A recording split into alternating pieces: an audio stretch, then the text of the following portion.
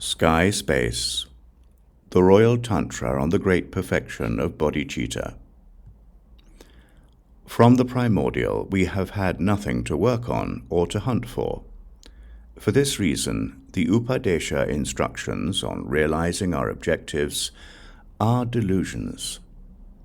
From the beginning, our true nature is a circle.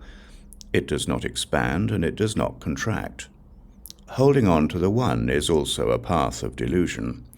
For this reason, there are no requirements here. Our awareness does not follow any signs. In the abode of self-originating wisdom, we are perfect. From Sky Space, the Great Tantra on the Bodhicitta, this is Chapter 5. There is nothing to study. There is no birth or death.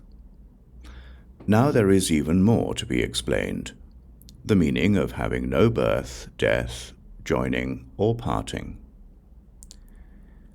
Is that in the self-originating wisdom that is beyond any ideas, ideas and beliefs about views are pathways of delusion. From the primordial, this has had no cause or condition, so the birth or death of anything is not apparent.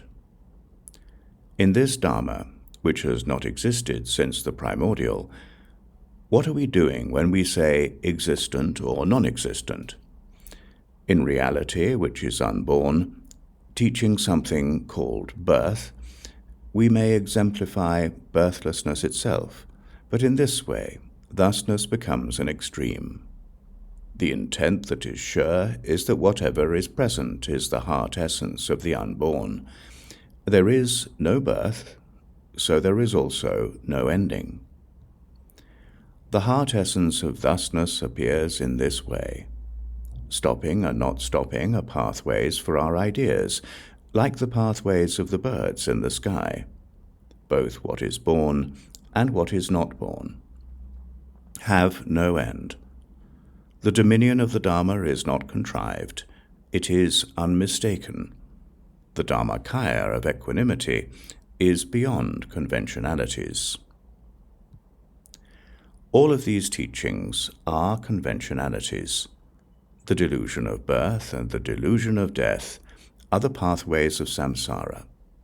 If we do not divide things into dualities, our hearts have no birth or death.